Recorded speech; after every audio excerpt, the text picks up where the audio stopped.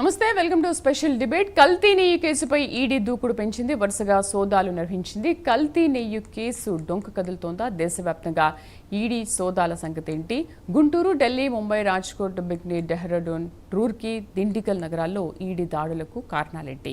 పలు చోట్ల 60 లక్షలు స్వాధీనం చేసుకున్నారు. ఇతర ఆస్తులు కూడా ఈడీకి దొరికాయా, లేకపోతే కల్తీ కేసులో పెద్దల ప్రమేయం ఏమైనా ఉందా?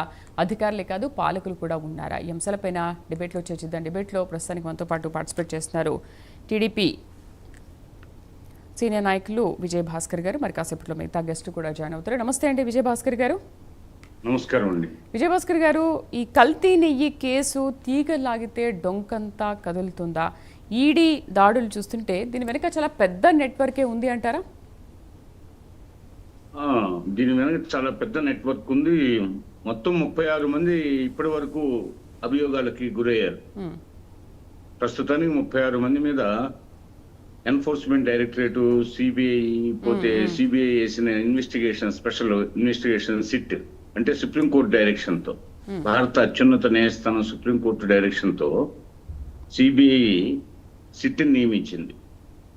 అది ఆ సిట్టు నివేదిక ప్రకారం 36 మంది ప్రస్తుతానికి నేరాభియోగాలు ఎదుర్కొంటున్నట్లుగా వెల్లడైంది. పోతే దానికి సంబంధించి తుది నివేదిక కూడా సుప్రీంకోర్టు పరిధిలో ఉంది. తుది నివేదిక అయితే ఈ దాడులు అంటే ఇంకా ఫైల్స్ ఏమన్నా దొరుకుతాయా, ఇంకా ఏమన్నా డబ్బు దశకం ఇటువంటి ఏమన్నా పోతే వాళ్ళు హార్డ్ డిస్క్లు, ఈ సాఫ్ట్వేర్కి సంబంధించినవి ఇవన్నీ ఇంకా ఏమన్నా సమాచారం దొరుకుతుందని చెప్పి కూలంకుషంగా కూటమి ప్రభుత్వం అధికారంలో ఈడీ సోదాల్లో కూడా విజయ్ భాస్కర్ గారు, ఈడీ సోదాల్లో కూడా అదే విషయం వెల్లడవుతుంది కదా. కల్తీ నెయ్యి సరఫరా ద్వారా కూడబెట్టిన అక్రమార్జనను కూడా, అక్రమ సంపాదనను కూడా ఈడీ అధికారులు వెలికితీశారు. దాంట్లో చాలా మటుకు కేజీల బంగారం కానీ, వాళ్ళ పేర్ల మీద బినామీలు కానీ ఇలా చాలా మటుకు బయటపడుతున్నాయి కదా. అవునవును. ఇప్పుడు అంటే ఈ డబ్బుని, ఈ పాపిష్టి డబ్బుని ఏం చేయాలా అనేది ఇప్పుడు నగదు రూపంలోనే ఉంచుకోరు. కొంత నగదు రూపంలో ఉంటుంది, కొంత బంగారం లాంటి లోహం రూపంలో, మరి కొంత ఏమో భూములు కొనడం జరిగింది, కొన్ని చోట్ల బిల్డింగ్లు కొనడం జరిగింది, అపార్ట్మెంట్లు, ఫ్లాట్స్. అదే విధంగా ఇంకా ఇతర దేశాలకు కూడా తరలిచ్చారనే అభియోగాలు ఉన్నాయి. ఇతర దేశాల్లో లెక్కర వ్యాపారాలు చేశారు. అంటే నిరుపేద దేశాలైన ఆఫ్రికా దేశాల్లో, అదేవిధంగా కొంతమంది లాటిన్ అమెరికా దేశాలు ఇట్లా వెళ్ళారని సమాచారం. అదేవిధంగా అక్కడ మళ్ళీ మైన్స్ కూడా వీళ్ళు అక్కడ పోయి వనుల్ని కూడా తవ్వేస్తున్నారు మనోళ్ళు పోయి. ఆ విధంగా గనులు, వనులు పోతే, అదే విధంగా అక్కడ లెక్కరు పోతే ఈ విదేశాల్లో ఇంకా మనకు తెలియని విషయాలు ఎన్ని ఉన్నాయో.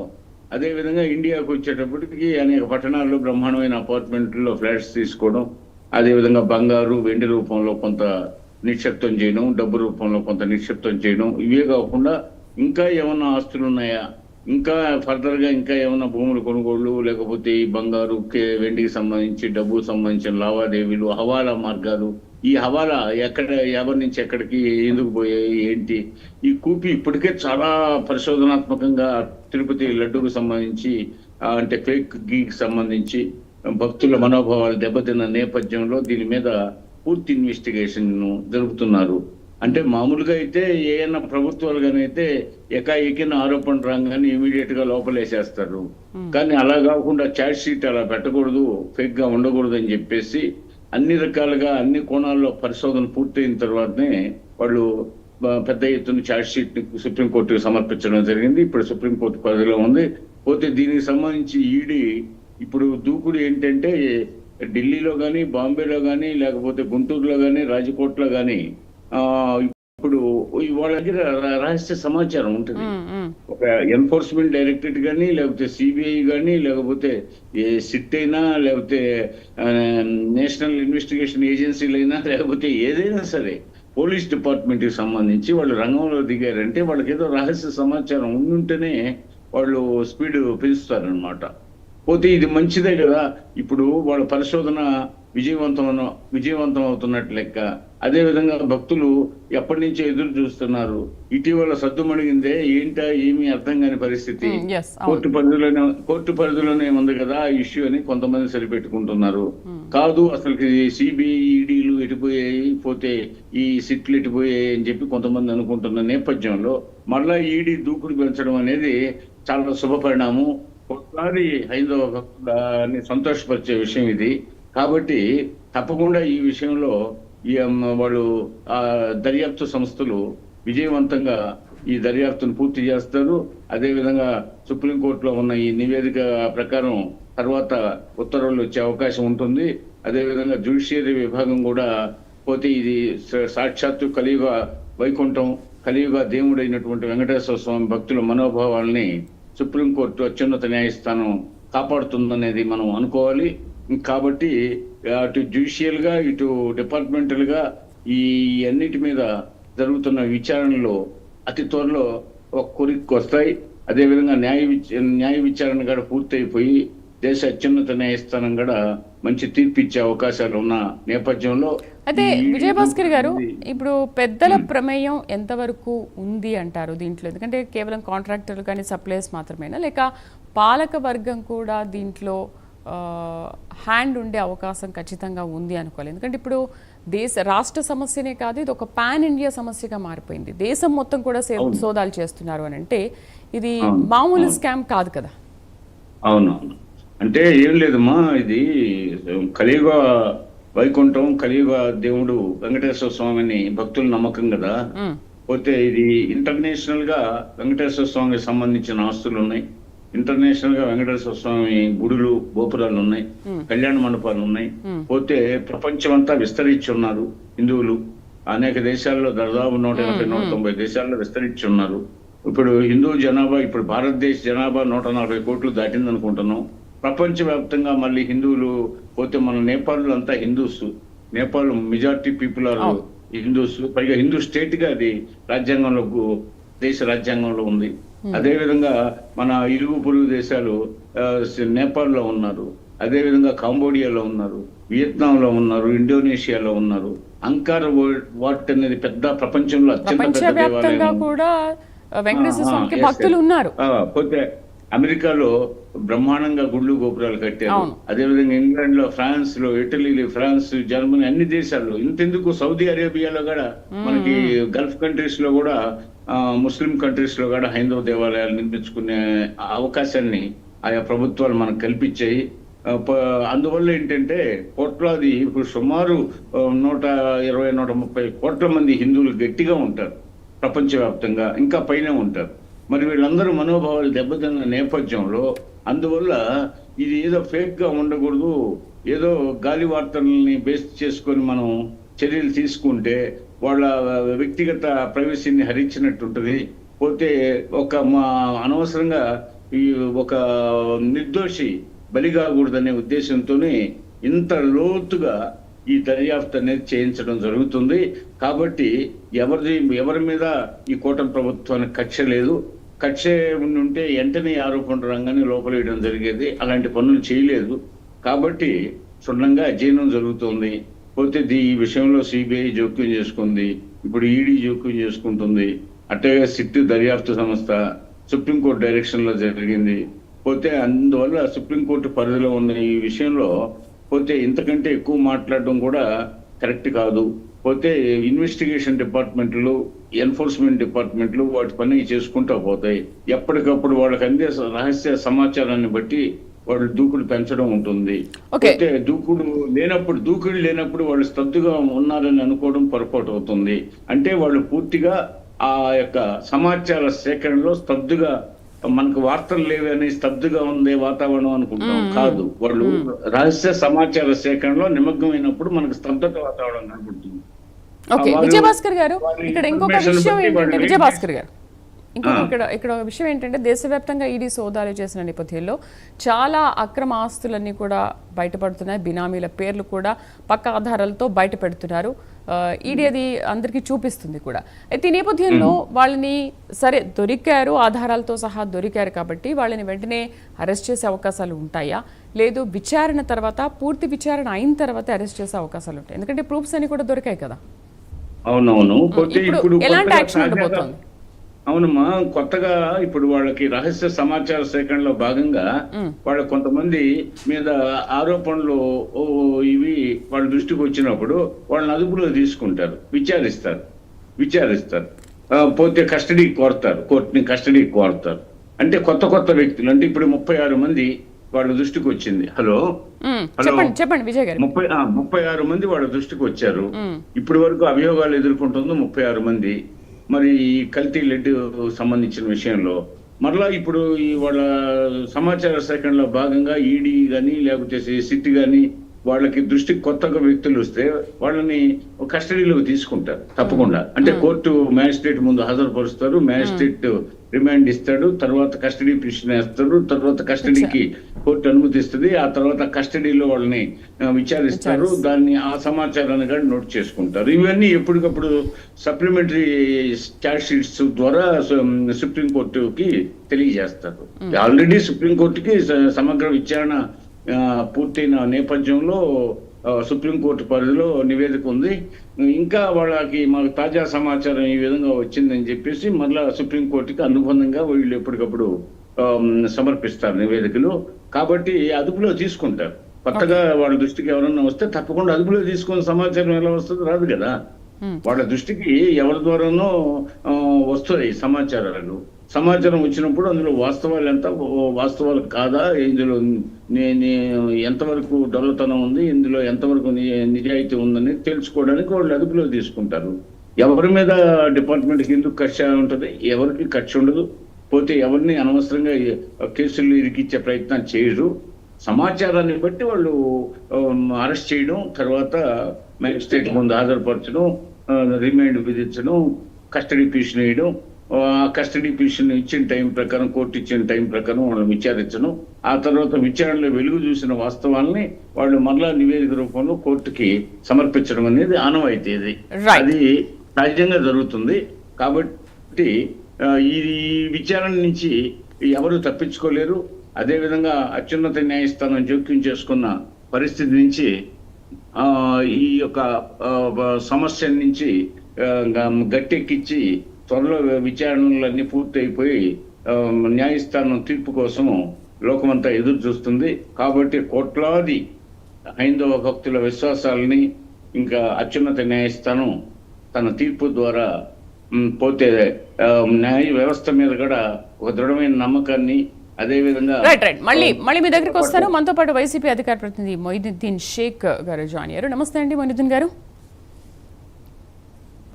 దేశవ్యాప్తంగా ఈడీ సోదాలు జరుగుతోంది, చాలా అక్రమాస్తులు బయటపడుతున్నాయి, వాళ్ళ పేర్లు, వాళ్ళ స్థిరాస్తులు కూడా బయటపడుతున్నాయి. సో దేశవ్యాప్తంగా ఈడీ దాడులు జరుగుతున్న నేపథ్యంలో ఇవన్నీ యాదృచ్ఛికమా, లేకపోతే మీ పాలనలో జరిగిన అక్రమాలే బయటపడుతున్నాయి అంటారా?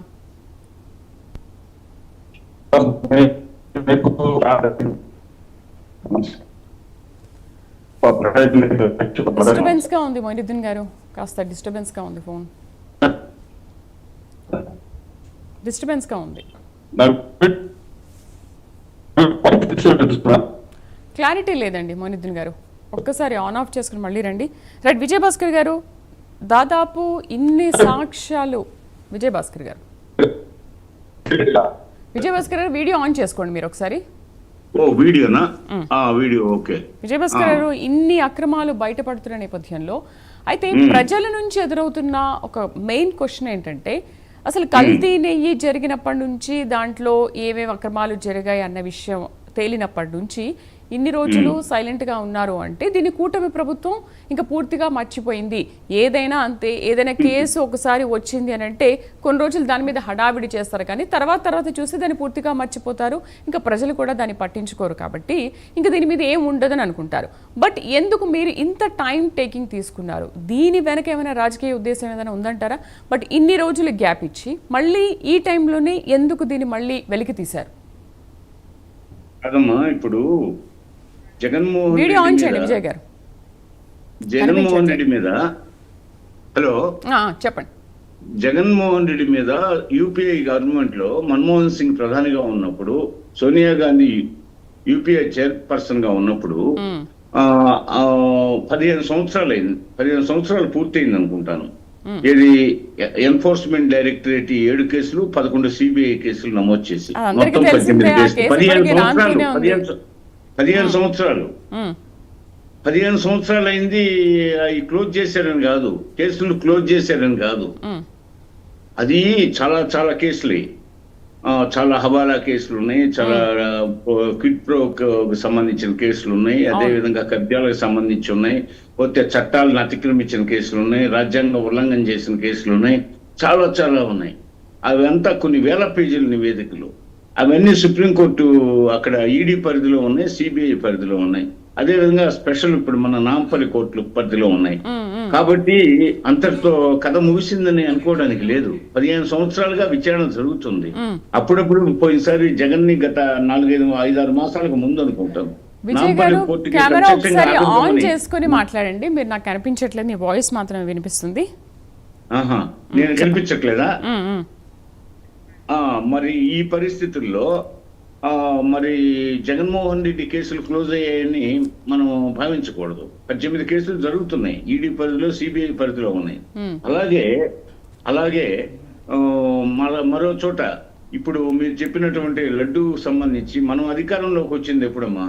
2 సంవత్సరాలు, జూన్ 12కి 2 సంవత్సరాలు పూర్తవుతున్న నేపథ్యం.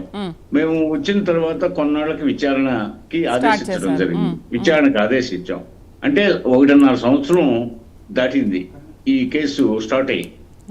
ఏంటి మీరు కూడా అన్ని సంవత్సరాలు చేస్తారా ఏంటి? ఇప్పుడు వాళ్ళు యూపీఏ గవర్నమెంట్ లో ఉన్నప్పుడు జగన్మోహన్ రెడ్డి మీద అన్ని కేసులు ఉంటే ఇన్ని సంవత్సరాలు సాగదీశారు కాబట్టి మీరు కూడా ఇన్ని సంవత్సరాలు చేస్తారా? సాగదీయడానికి కాదమ్మా, మేము సాగదీయడానికి కాదు, సత్వరం ఇవన్నీ మా అధికార పరిధి లోపలే పరిష్కారం చూపిస్తారు. 3 సంవత్సరాల టైం ఉంది, అతి త్వరలోనే ఇవన్నీ.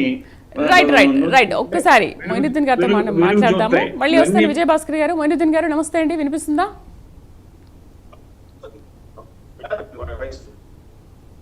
మ్యూట్ లో ఉన్నారు, ఒక్కసారి చూడండి. రైట్, ఏమంటారు ఈ కేసులో కేవలం అధికారులు మాత్రమేనా లేక పార్టీలకు చెందిన పెద్దల ప్రమేయం కూడా ఉంది అనుకోవాలా?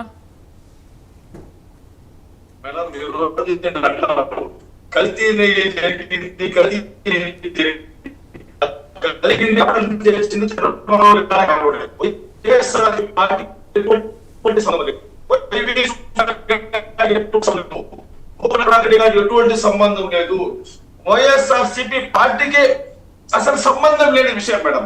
ఇది కేవలం బురద చల్లాలి దురుద్దేశంతో చంద్రబాబు నాయుడు గారు ఒక ప్రయత్నం అన్నమాట, విఫల ప్రయత్నం చేస్తున్నారు. ఓకే, ప్రయత్నం చేస్తున్నారు. ఓకే, కల్తీ నెయ్యి ఘటన జరిగినప్పటి నుంచి కూడా ఇప్పటి వరకు ఇన్ని ఆధారాలు, ఇన్ని సోదాలు, ఈడీ సోదాలు జరుగుతున్నాయి, దేశవ్యాప్తంగా జరుగుతున్నాయి. ఇది ఒక రాష్ట్రానికి పరిమితం కాలేదు, ఓవరాల్గా దేశవ్యాప్తంగా జరుగుతూనే ఉన్నాయనంటే అసలు మీ ప్రభుత్వ హయాంలో కల్తీ నెయ్యి ఘటన జరగలేదు, కల్తీ నెయ్యిలా కల్తీ లేదు అంటారా? లేకపోతే ఇన్ని ఎందుకు బయటకు వస్తున్నాయి?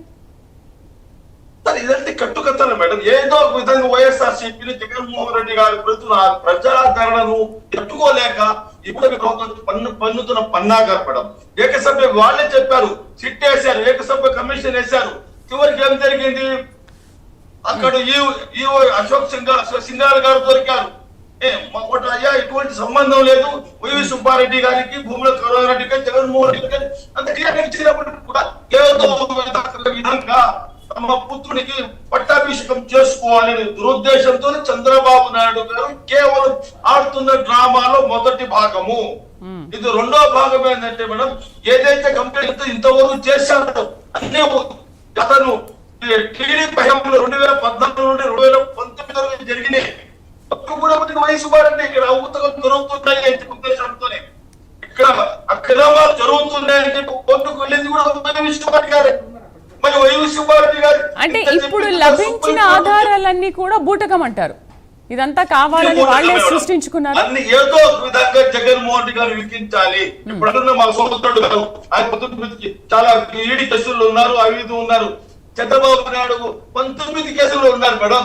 ఇప్పుడు నుంచి ఎప్పుడు నుండో జగన్ గారు ముందుంటే జగన్ గారు ఆయన రాజకీయాల్లో రాకముందే 100 కోట్ల రూపాయలు ఇక్కడే ఎవరు కడుతుందని ఇతను చంద్రబాబు కట్టుకున్నారా? అతని పైన ఎన్నో కేసులు ఉన్నాయి. ఇప్పుడు కొత్తగా మద్యం కేసులు, ఫైబర్ నెట్ కేసు, అమరావతి కేసులు, ఇసుక కేసు, ఇన్ని కేసులు పెట్టుకొని ఓకే ఓకే ఇప్పుడు మొయినుద్దీన్ గారు మీరేమంటున్నారు? ఇదంతా కేవలం బూటకము సృష్టించిన మాటలే మాట్లాడుతున్నారు అంటున్నారు. ఒకవేళ నిజంగా నిర్దోషులైతే కనుక పూర్తి స్థాయి విచారణకు మీరు సిద్ధమేనా? మీరు ఏ తప్పు చేయలేదని చెప్పడానికి మీరు సిద్ధమేనా?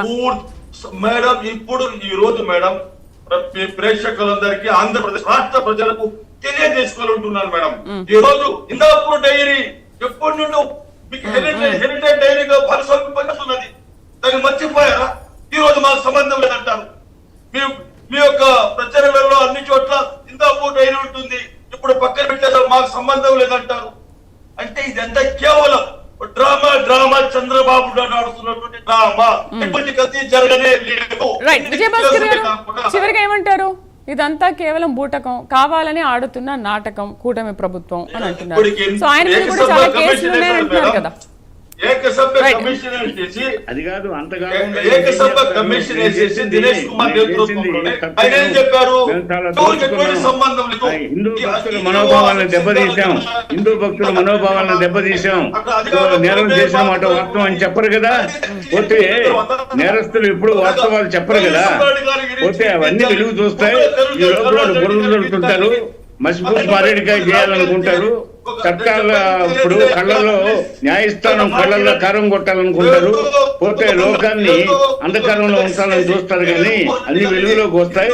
కాబట్టి వాళ్ళ మాటల్లో విశ్వసనీయత లేదు. లేకపోతే ఇంత పెద్ద ఎత్తున సంచలనాత్మకంగా యావత్ భారతదేశం ఇస్తుపోయే విధంగా మన్మోహన్ సింగ్ ప్రభుత్వ హయాంలో, పోతే సోనియా గాంధీ హయాంలో 18 కేసులు ఉంటే అవి ఫేక్ కేసులా? అదేవిధంగా రాష్ట్ర ప్రభుత్వం ఇటీవల బుక్ చేసిన కేసులని ఫేక్ కేసులా? ఏ ఫేక్ కాదు. పోతే ఫేక్ కేసులు అయితే ఫేక్ అయితే సడన్ గా ఉరుములు మెరుపులు లేకుండా సడన్ గా అరెస్ట్ చేసి లోపలేస్తారు. కానీ నిర్మాణాత్మకంగా వచ్చిన ఆరోపణల మీద నిర్మాణాత్మకంగా విచారణ చేయించాలా, పోతే దర్యాప్తు చేయించాలా, తర్వాత కోర్టు వాటి మీద తీర్పులు ఇవ్వాలనే ఉద్దేశంతోనే ఇన్నాళ్ళుగా జగన్మోహన్ రెడ్డి ఈడీ సోదాల్లో ఎటువంటి ఆధారాలు ఇంకా లభ్యమవుతాయి? అసలు ఎవరు దోషులు ఎవరు నిర్దోషులు అనే విషయం మరికొన్ని రోజుల్లో తెలిసిపోతుంది కదా. సో దీనిపైన మీరు చాలా గట్టిగానే ప్రయత్నం చేస్తున్నారు కదా. చూద్దాం. రైట్, డిబేట్లో పార్టిసిపేట్ చేసినందుకు విజయభాస్కర్ గారికి అండ్ మొయినుద్దీన్ గారికి థ్యాంక్ యూ అండి. ఏదేమైనప్పటికీ కల్తీని ఈ కేసు కేవలం ఆహార నాణ్యత సమస్యగా మొదలై ఇప్పుడు మనీ ట్రయల్ అధికారుల ప్రమేయం రాజకీయ కోణం వరకు వెళ్ళింది. సో ఇప్పుడు దేశవ్యాప్తంగా ఈడీ సోదాలు జరుపుతున్న నేపథ్యంలో ఇంకా ఎటువంటి విషయాలు బయటపడతాయి, ఎంతమందిని కస్టడీలోకి తీసుకుంటారు, ఎంతమందిని విచారిస్తారు అనేది చూద్దాం. ఇది వాళ్ళ స్పెషల్ డిబేట్. నమస్తే.